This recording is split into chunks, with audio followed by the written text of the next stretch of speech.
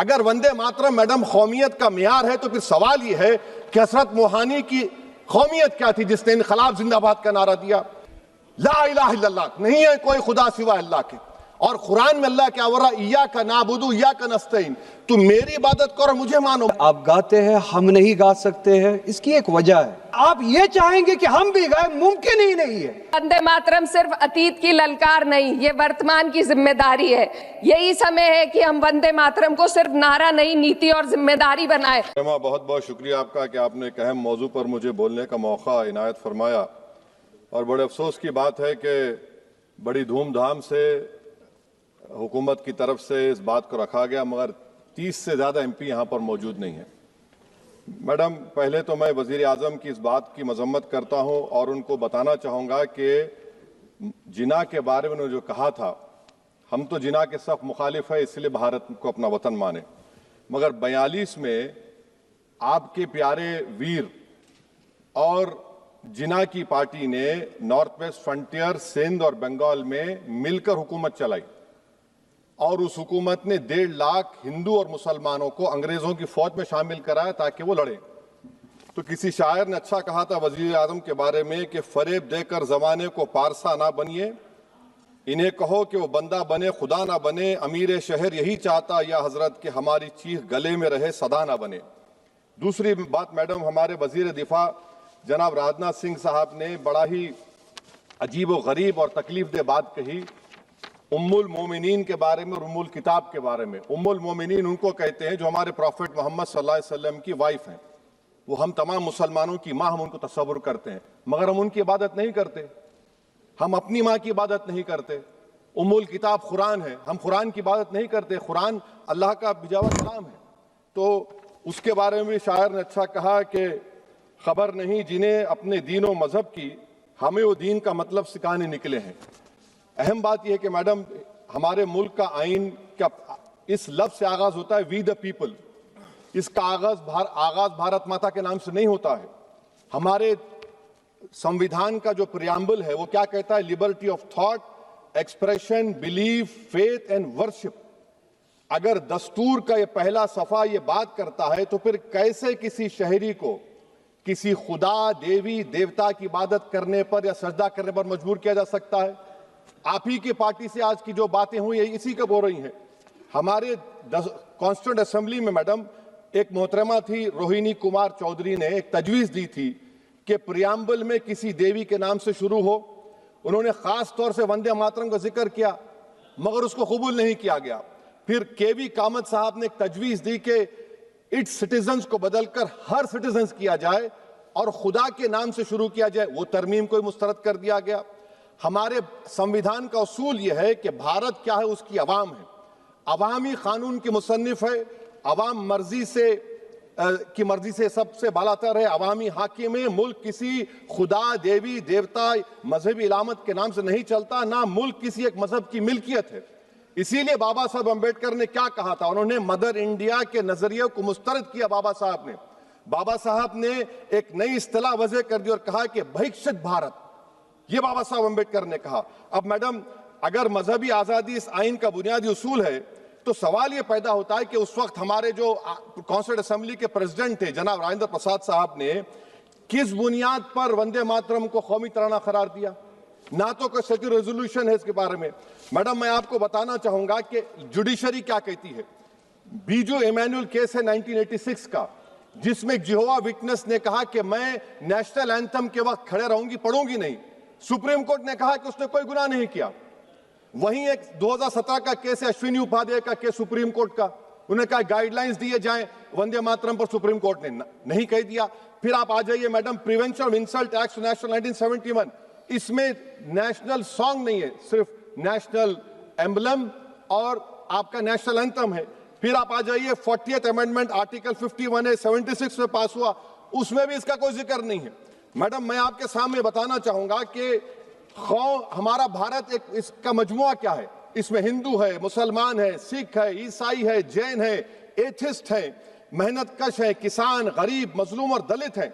मगर अगर जो तकारीर आज हमने यहाँ पर सुनी और बाहर जो सुनते हैं, अगर भारत को देवी कहने और उसके आगे सजदा करने तो दरअसल कौम परस्ती को, वतन से मोहब्बत को मजहब में तब्दील कर रहे, और फिर यहां पर बोल रहे कि अगर भारत में रहना है तो वंदे मातरम गाना पड़ेगा। भाई ये तो संविधान के खिलाफ है, सुप्रीम कोर्ट के जजमेंट के खिलाफ है। अगर वंदे मातरम मैडम कौमियत का मियार है तो फिर सवाल ये है कि हसरत मोहानी की कौमियत क्या थी जिसने इनकलाब जिंदाबाद का नारा दिया? अगर यूसुफ मेहरली ने quit India Simon go back का नारा दिया तो उसकी कौमियत क्या थी? अगर हैदराबाद से मौलवी अलाउद्दीन जो मक्का मस्जिद का पहला मुजरिम है काला पानी में, और तूरेबाज खान जो मारकर लाश को लटका दिया गया था हैदराबाद में 8 दिन तक, उसकी कौमियत क्या थी? अगर इनायतुल्लाह काफी जो जिहाद का फतवा अंग्रेजों के खिलाफ दिया मुरादाबाद में, जब उनको 2 दिन में फांसी की सजा दी गई, और जब फांसी की सजा के ओर जा रहे हैं तो इनायतुल्लाह मौलाना काफी की जबान पर क्या था? वो रसूलुल्लाह हमारे प्रॉफिट की नात पढ़ रहे थे। क्या पढ़ रहे थे? कोई गुल बाकी रहेगा ना चमन रह जाएगा, पर रसूलुल्लाह का दीन हसन रह जाएगा। तो उनकी कौमियत क्या थी? माल्टा की जेल में महमूदुल हसन, हुसैन अहमद मदनी 6 महीने माल्टा की जेल की ग्राउंड में पड़े रहे, उनकी कौमियत क्या थी? अल्लामा फजल खैराबादी का वो सेल काला पानी का पुकार कर से पूछ रहा है, जो वहीं पर मर गए, खबर वहां पर है, बताओ मेरी कौमियत क्या थी? मैडम मैं एक मुसलमान हूं, मैं इस्लाम को मानने वाला बावकार इंसान हूं, और मेरे मजहब की बुनियादी तालीम तौहीद है, ला इलाहा इल्लल्लाह, नहीं है कोई खुदा सिवा अल्लाह के। और कुरान में अल्लाह क्या बोल रहा? इय्याका नाबुदु इय्याका नस्तईन, तुम मेरी इबादत करो, मुझे मानो। मुझे कहां से मिल रहा?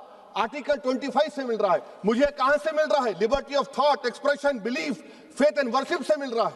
तो इसको जोड़ना ये बहुत ही खतरनाक होगा। और हमारे प्रॉफेट मोहम्मद सल्लल्लाहु अलैहि वसल्लम जब मदीने को गए तो उन्होंने उस वतन के लिए दुआ की, कहा कि अल्लाह मदीने की मोहब्बत हमारे दिलों में और इजाफा कर दे, मक्के से ज्यादा कर दे। तो ये इस्लाम, मुसलमान होना, हमारे ईमान में मुल्क की मोहब्बत बीच में नहीं आती, और मुल्क से मोहब्बत है और रहेगी हमेशा, क्योंकि ये अजीम कुर्बानियां यहां पर शामिल है जिन्होंने जंग आजादी में हिस्सा नहीं लिया। आज अगर वो वतन की मोहब्बत का दर्ज देंगे तो बड़ा गलत होगा। मैडम मैं आपके सामने एक चीज पढ़ूंगा। 1937 रविंद्रनाथ टैगोर ने लेटर लिखा सुभाष चंद्र बोस को, मैं सिर्फ किसी ने नहीं पढ़ा ये। क्या कहा टैगोर साहब ने? But parliament is a place of union for all religious groups and there the song cannot be appropriate. When Bengali Muslims show sign of stubborn fanatism, we regard it intolerable. When we too copy them and make unreasonable demands, it will be self-defeating. ये मैं इसको ले करूंगा madam, आप देख लीजिए। फिर दूसरी तरफ मैडम आप आ जाइए, मैं यहाँ पर बैठकर, हाँ जितने तकारीर यहाँ पर हुए सब जनगण मन पर तनकीद किए, तो मैडम मुझे ये कहना पड़ेगा कि जनगण मन पर आप लोग इतनी तकलीफ क्यों उठा रहे हैं? आखिर इतनी तकलीफ क्यों है? तो मैं जब जाकर देखा तो मुझे 28 दिसंबर का ऑर्गेनाइजर मैगजीन का आर्टिकल मिला, जिसमें ऑर्गेनाइजर लिखता है कि what is the moral sanction behind government choice of जनगण मना, accept that it can be made an item of entertainment at the सम्पचुअस parties throne by government officials. आप बताइए इसका बोलेंगे आप? और फिर उसके काइंड कैसा करते हैं? It will mean we can not love our motherhood. Madam please, it will mean that Vande Mataram is buried alive with the word Jangan Mana on the tombstone, for the tomb will also be of Jangan Mana of the will of the people. इस पर आप क्या बोलेंगे? Madam मैं आपको ये बताना चाह रहा हूं कि वतन की मोहब्बत हमारे लिए बहुत अहम है, मगर ये बताइए हमको कि अभी मैडम यहाँ पर आनंद मठ के बारे में बहुत कुछ कहा गया। मैं सिर्फ 2 मिसालें आपको देता हूं। आनंद मठ के पेज नंबर 70 और 80 को पढ़ लीजिए। इसके बाद सनातन जहां मुसलमानों के घर पाते थे इन्हें आग लगा देते थे। आप पेज नंबर 98 पढ़िए, हमें सिर्फ इन मुसलमानों को जड़ से खत्म करना है क्योंकि खुदा के दुश्मन बन चुके हैं। फिर आप पेज नंबर 115-16 दीजिए, फिर मुख्तलिफ इलाकों में मुसलमानों को सदा देने के लिए भेजे जाते, जहां मुसलमान आबादी नजर आती जला दिया जाता। फिर आप देख लीजिए मैडम सफे नंबर 120 पेज 120, बंकिम लिखते हैं कि सनातियों को मालूम नहीं था कि अंग्रेज हिंदुस्तान को निजात दिलाने वाले हैं।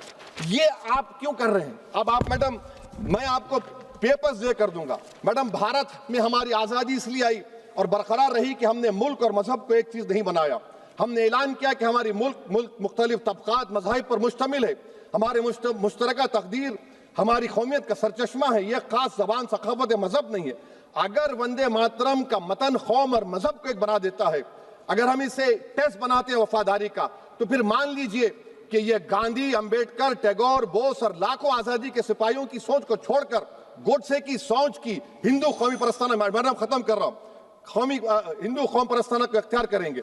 मुझे वतन से बेइंतहा मोहब्बत है मैडम, और इंशाल्लाह हमेशा रहेगी, मगर बावजूद इसके कि मेरी मस्जिद, मेरी इबादतगाह, मेरे कपड़े, मेरे कारोबार पर हमले होते, मगर मैं फिर भी कहता हूं कि वतन मेरा हर वतन को हम छोड़कर नहीं जाएंगे। मगर हुब्बुल वतनी का क्या मुतालबा है? हुब्बुल वतनी ये कहता है कि वतन से मोहब्बत है तो जुल्म को खत्म करो, गरीबी को खत्म करो, बेरोजगारी को खत्म करो, जबर का खात्मा करो, अमन का गहवारा बनाओ, पाकिस्तान की दहशतगर्दी को खत्म करो, एक्सप्लॉयटेशन को रोको, शरारत को रोको, मुल्क के खिलाफ की जाने वाली साजिश खत्म करो। मैडम, भारत एक चमन है जहां पर हर फूल को खिलना चाहिए, और अगर कोई इस फूल के अगर पूरे फूल खिलेंगे तो उसकी खुशबू से ये वतन मौतर होगा। मगर अगर इस चमन का माली ये कहेगा कि एक ही फूल खिलेगा, तो मैं जिम्मेदारी के साथ कह रहा हूं, अगर एक ही फूल खिलेगा तो वो सहरा बन जाएगा और माली माली नहीं रहेगा, वो जल्लाद कहलाएगा। तो इसीलिए मैडम, हम उम्मीद करते हैं कि हुकूमत इस पर जोर जबर ना करे। मेरा राइट है, यकीनन मैं जानता हूं कि आजादी के लड़ाई में वंदे मातरम का नारा था, मगर अगर आप इसको जबर करेंगे तो ये संविधान के खिलाफ है। वफादारी का सर्टिफिकेट हमसे मत लीजिए मैडम, खत्म कर रहा हूं। वफादारी का सर्टिफिकेट हमसे मत लीजिए। आपके बुजुर्गों के कोई एक किताब में लिख के क्या लिखा है बता दीजिए, कहां पर क्या लिखा हुआ है। तो मैं मैडम, मैं इस शेर पर अपनी बात को खत्म कर रहा हूं मैडम, मैं इस शेर पर अपनी बात को खत्म कर रहा हूं मैडम, मैं अपनी बात को खत्म कर देता हूं मैडम, क्योंकि आप बहुत जल्दी में हैं। कि भारत जिंदाबाद, हिंदू मुसलमान जिंदाबाद, दलित जिंदाबाद, ईसाई जिंदाबाद, आदिवासी जिंदाबाद, जो किसी खुदा को नहीं मानते वो भी जिंदाबाद, और मैडम सब पिछड़ा सब आ गया इसमें। तो हम उम्मीद करते कि इस रूह को आप समझेंगे, अगर आप सिर्फ अपनी आइडियोलॉजी को लेकर चलेंगे। और आखिर में मैडम, जनाब बंकिम चंद्रा साहब के बारे में मैं आपके सामने डॉक्यूमेंट लेकर रहा हूं कि उन्होंने बीए का एग्जाम पास नहीं किया था, 7 मार्क्स से फेल हो गए थे, ये भी रख रहा हूं। तो आप जिसका लिटरेरी जायंट बता रहे ये नहीं है। बहुत बहुत शुक्रिया मैडम चेयरपर्सन, बहुत बहुत शुक्रिया इस डिबेट में हिस्सा लेने के लिए जो आपने टाइम दिया। नेशनल सॉन्ग वंदे मातरम पे डिस्कशन हो रहा है सुबह से, और मैं ये समझता हूँ कि इस मुल्क में इस नेशनल सॉन्ग के साथ किसी का ना एतराज़ है, ना कोई दो राय है।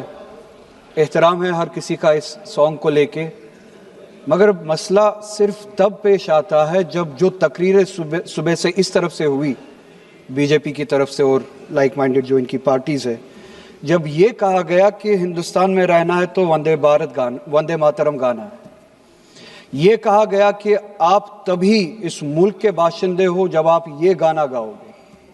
एतराज़ तब शुरू होता है। आप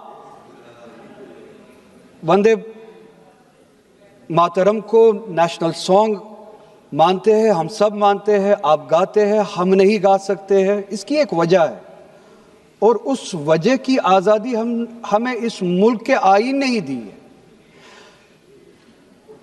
कभी कभार कुछ मामलों में दो चीज़ों के दरमियान क्लैश होता है, एक नेशनल कॉन्सेप्ट और आपकी रिलीजियस फेथ, और ये यूनिवर्सल है, इटर्नल फैक्ट है, चाहे किसी भी मजहब से कोई भी वाबस्ता हो, मुसलमान हो, हिंदू हो, सिख हो, वो इटर्नल आइडेंटिटी अपने मजहबी अकीदों को मानता है, वो प्रायोरिटी अपने मजहबी अकीदों को देता है।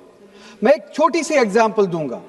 इस मुल्क में सिटीजनशिप छोड़ने की तादाद लाखों में है पिछले कुछ सालों से, उसमें मेजॉरिटी हिंदू धर्म से वाबस्ता लोग हैं जिन्होंने दूसरे मुल्कों में सिटीजनशिप ली और इस मुल्क की सिटीजनशिप को वॉलंटियरली छोड़ा। मगर जब उन्होंने अपनी इस टेम्परेरी आइडेंटिटी को तब्दील किया, नेशनैलिटी को तब्दील किया, क्या उन्होंने अपनी रिलीजियस आइडेंटिटी को तब्दील किया? क्या वो हिंदू से किसी और मजहब में तब्दील हुए? नहीं, उन्होंने तब टेम्परेरी आइडेंटिटी को तब्दील किया, मगर इटर्नल आइडेंटिटी को उन्होंने थामे रखा, क्योंकि वो उनके लिए इटर्नल आइडेंटिटी है। मजहब, धर्म इटर्नल आइडेंटिटी है, इटर्नल बिलीफ है। हम कल सब चले जाएंगे इस दुनिया से, पासपोर्ट, आधार कार्ड यहीं पे छोड़ के चले जाएंगे। ये जब चले जाएंगे अपने साथ अपने धार्मिक काम जो काम किए हैं वो साथ में ले जाएंगे। पासपोर्ट और आधार कार्ड, नेशनैलिटी अपने साथ नहीं लेंगे। जब मैं इस दुनिया से चला जाऊंगा, पासपोर्ट, आधार कार्ड, ये टेम्परेरी आइडेंटिटी यहीं पे रह जाएगी। मेरी इटर्नल आइडेंटिटी मेरी मजहबी आइडेंटिटी, मेरे मजहब के अकायद मेरे साथ चलेंगे जिस तरह इनके साथ चले जाएंगे, वो इटर्नल आइडेंटिटी है। और जब ये क्लैश सामने आता है तब हमें कॉन्स्टिट्यूशन ही ये आजादी देता है कि आपकी रिलीजियस फंडामेंटल जो फ्रीडम है, आप उस रिलीजियस फ्रीडम को इस मुल्क में कॉन्स्टिट्यूशन के हवाले से उस रिलीजियस फ्रीडम को एक्सरसाइज कर सकते हैं। और वंदे मातरम का जब मसला पेश आता है, जब यह कहा जाता है कि आपको यह जबरदस्ती गाना पड़ेगा, हम तब यह कहते हैं कि आप गाए, हम एहतराम देते हैं। नेशनल सॉन्ग है, हम उसका भी एहतराम करते हैं, उसमें दो राय नहीं है। आप गाए, हम एहतराम के लिए खड़े हो जाएंगे, मगर आप ये चाहेंगे कि हम भी गाए, मुमकिन ही नहीं है, हो ही नहीं सकता है।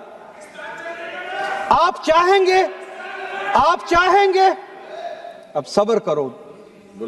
सुबह से इतने लोग बोलते आ रहे हैं प्लीज चेयर को एड्रेस करें आप, तो जवाब सुनने का भी मादा रखा करो। आप गाइए, आप बोलिए नेशनल सॉन्ग है, आप बोलिए नेशनल सॉन्ग है, कोई दो राय उसमें नहीं है, मगर हम पे थोपिए मत। कॉन्स्टिट्यूशन इस चीज की हमें आजादी देता है। और आप खुद कहते हैं कि वंदे मातरम गाने की ईजाद ही आजादी के लिए हुआ, बेशक हो। आजादी किस चीज के लिए? आजादी इस चीज के लिए, हिंदू के हिंदू होने की आजादी, और इसी तरह से मुसलमान के मुसलमान होने की आजादी, सिख के सिख होने की आजादी। और वो आजादी आप मुझसे छीन नहीं सकते हैं, किसी भी नाम पे नहीं छीन सकते, किसी भी दबाव में नहीं छीन सकते, किसी भी सिख से उसके मजहब की आजादी नहीं छीन सकते, किसी भी हिंदू से उसकी मजहब की आजादी नहीं छीन सकते, और किसी भी मुसलमान से उसके मुसलमान होने की आजादी नहीं छीन सकते। कोई भी दबाव मुझे मजबूर नहीं कर सकता है। आप गाइए और हमें वो आजादी दे दीजिए।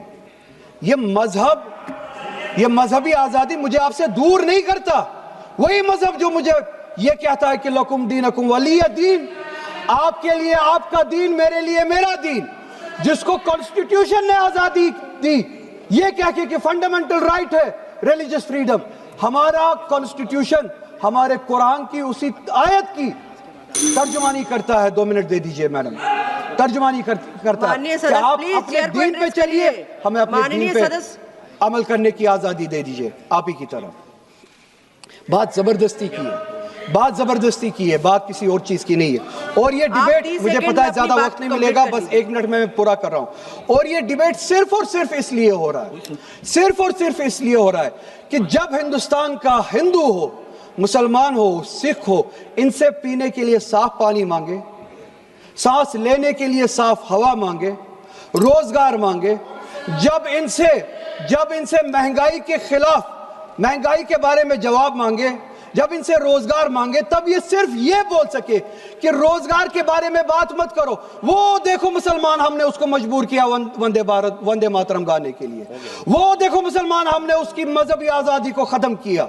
इस आड़ में, मुसलमान को दबाने की आड़ में आप अपनी नालायकी छुपाना चाहते हो और इस मुल्क में राज करना चाहते हो, उसकी कुर्बानी बनाना चाहते हो मुसलमान को।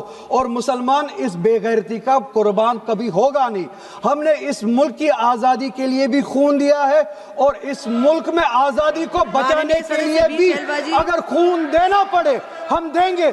आज हमारे राष्ट्रगीत के 150 वर्ष पूरे होने पर हो रही महत्वपूर्ण चर्चा में गर्व के साथ एक भारतीय होने के नाते मैं अपने विचार रखना चाहती हूँ।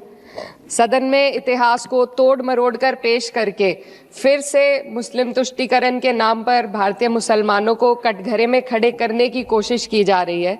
लेकिन मैं सदन में बताना चाहूँगी कि हम भारतीय मुसलमान जिन्ना के आह्वान को ठुकराकर अपने इस प्यारे वतन की मिट्टी के साथ मजबूती से जुड़े रहे। हमने महात्मा गांधी, बाबा साहब डॉक्टर भीमराव अंबेडकर, रविंद्रनाथ टैगोर जी, सुभाष चंद्र बोस जी, मौलाना अबुल कलाम आज़ाद, अशफाक उल्लाह खां साहब के विचारों को अपनाया। हम भारतीय मुसलमान इंडियंस बाय चॉइस हैं, बाय चांस नहीं। वंदे मातरम के किन छंदों को राष्ट्रगीत के तौर पर अपनाया जाए, यह फैसला सर रविंद्रनाथ टैगोर और सुभाष चंद्र बोस जी जैसे नेताओं के परामर्श के बाद हुआ। क्या अब हम उन महान नायकों की समझ पर प्रश्न चिन्ह उठाएंगे, उन्हें देश को बांटने वाला और तुष्टीकरण करने वाला कहने का पाप करेंगे? उन महान हस्तियों ने वंदे मातरम के उन छंदों को अपनाया जिन्होंने देश के हर वर्ग, हर धर्म के मानने वालों को एक सूत्र में पिरोने का काम किया। और मैं एक घटना आप लोगों के सामने रखना चाहती हूँ। वर्ष 1998 में उत्तर प्रदेश सरकार के मंत्री रविंदर शुक्ला जी ने स्कूलों में राष्ट्रगीत को गाना अनिवार्य कर दिया था, लेकिन तब के तत्कालीन प्रधानमंत्री अटल बिहारी वाजपेयी जी ने, जो उस समय लखनऊ के दौरे पर थे, उत्तर प्रदेश सरकार के इस फैसले पर नाराजगी जताई और यूपी सरकार ने राष्ट्रगीत को अनिवार्य करने वाले मंत्री को बर्खास्त कर दिया था। अब मैं सत्ता पक्ष से सवाल करना चाहूंगी,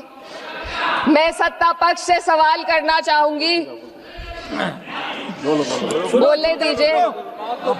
मैं सत्ता पक्ष से सवाल करना चाहूंगी कि जो विजन आजादी के समय के लोगों का था, राष्ट्रगीत को स्वेच्छा पर छोड़ने का, उसी का अनुसरण माननीय अटल बिहारी वाजपेयी जी ने किया, तो क्या वे भी मुस्लिम तुष्टीकरण कर रहे थे?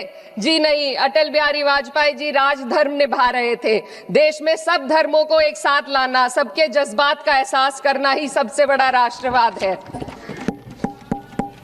माननीय अध्यक्ष महोदया, आज हमें वंदे मातरम के असली भाव को समझना जरूरी है। यह गीत तो देश के जल, जंगल, जमीन, हरियाली और निर्मल हवा की वंदना को समर्पित है। यह भारत की जन जन की मंगल कामना करता है कि भारत का हर नागरिक स्वस्थ रहे, सुरक्षित रहे और सम्मान के साथ जी सके। सुजलाम सुफलाम का अर्थ है, सुनिए, ऐसा देश जहां स्वच्छ और पर्याप्त जल हो, जहां नदियां जिंदा हो, बहती हो, जीवन देती हो। अध्यक्ष महोदय, लेकिन अब जरा यमुना का हाल देखिए। दिल्ली प्रदूषण नियंत्रण समिति की 2025 की रिपोर्ट बताती है कि यमुना के कई हिस्सों में बीओडी स्तर 127 mg पर लीटर है तक पहुंच चुका है, जबकि किसी जीवित नदी के लिए ये 3 mg पर लीटर से कम होना चाहिए। ये सिर्फ नदी का संकट नहीं है, ये किसान का संकट है। नमामि गंगे के नाम पर हजारों करोड़ रुपए खर्च हो गए, लेकिन सच्चाई ये है कि आज भी गंगा और यमुना के किनारे किसान मजबूरी में उसी जहरीली पानी से खेती कर रहा है। वही जहर अनाज में उतरता है और वही जहर किसान की जिंदगी को धीरे धीरे खत्म कर देता है। अध्यक्ष महोदय, जब पानी जहर हो जाएगा तो सुजलाम कैसे होगा? जब किसान बर्बाद होगा तो सुफलाम कैसे होगा? मलयज शीतलम, मलय का अर्थ है मलय पर्वत से बहने वाली ठंडी, सुगंधित, चंदन जैसी हवा जो जीवन देती है, बीमारी नहीं। आज मैं इस सदन से पूछना चाहती हूँ, क्या आज के भारत की हवा मलयज शीतलम है? नहीं अध्यक्ष जी, बस संसद से बाहर कदम रखिए, एक गहरी सांस लीजिए। ये चंदन की महक नहीं, ये जहर है जो आपके हमारे फेफड़ों में उतर रहा है। दुनिया के 20 सबसे प्रदूषित शहरों में से 13 भारत में है। दिल्ली की हवा में सांस लेना मानो रोज 20 सिगरेट पीने जैसा हो। भारत हर साल सर्दियों में जहरीली हवा के प्रकोप में घिर जाता है। AQI गंभीर स्तर पर आ जाता है। ठंडी हवा का सपना अब गैस चेंबर की हकीकत बन चुका है। हम वो देश हैं जहां सरकार प्रकृति पर बने गीत का मान मर्दन तो करती है, पर उसी प्रकृति, जंगल, हवा, पेड़ को बचाने वाले कानूनों को धीरे धीरे खुद ही खत्म कर रही है। ये है आज के हमारे मलयज शीतलम की अफसोसजनक सच्चाई। अगर हम हवा को साफ नहीं कर पाए तो न सुजलाम बचेगा न सुफलाम बचेगा। माननीय अध्यक्ष महोदया, सस्य श्यामलम का अर्थ है ऐसा देश जहां उपजाऊ जमीन हो, जहां खेत फसल से भरे हो और किसान कर्ज और निराशा में न डूबा हो। आज किसान सिर्फ मौसम से नहीं लड़ रहा, वह प्रदूषण, नीतियों की बेरुखी और सिस्टम की नाइंसाफी से लड़ रहा है। एक तरफ कॉर्पोरेट के लोन माफ होते हैं, दूसरी तरफ किसान को उसकी वाजिब MSP भी नहीं मिल पाती है। आप ग्लोबल सुपर पावर बनने की बात करते हैं, लेकिन हमारी पर कैपिटा इनकम दुनिया में 136वें नंबर पर है। हम अपने छोटे पड़ोसी देश से भी पीछे हैं। हमारे लोग $2,500 तक भी नहीं कमा पा रहे एक साल में, और जिन अरबपतियों की ये रक्षा करते हैं वो इतना पैसा 1 सेकंड में कमा लेते हैं। आज वंदे मातरम को बुनियाद बनाकर राजनीति की जा रही है, लेकिन जमीन पर जंगल पूंजीपतियों को सौंपी जा रही है। आदिवासियों को उनके घरों से उजाड़ा जा रहा है।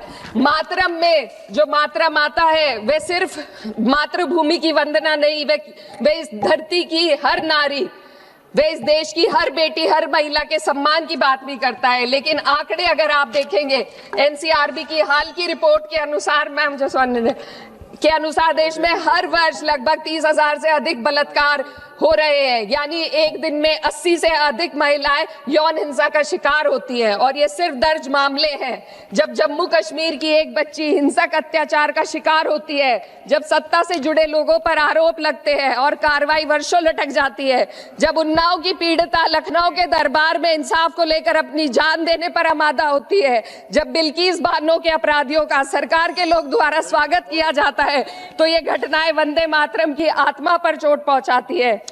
मैं अध्यक्ष महोदया बस यही कहना चाहती हूँ अपनी बात को अंत में रखते हुए कि वंदे मातरम सिर्फ अतीत की ललकार नहीं, ये वर्तमान की जिम्मेदारी है।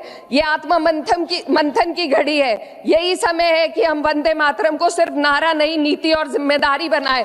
और अपने जज्बात को मैं आलमा इकबाल साहब के तराना-ए हिंद के साथ इस सदन में रखना चाहती हूँ कि सारे जहां से अच्छा हिंदुस्तान हमारा, हम बुलबुले हैं इसके, ये गुलसिता हमारा, मजहब नहीं सिखाता आपस में बैर रखना, हिंदी है हम, वतन है हिंदुस्तान हमारा।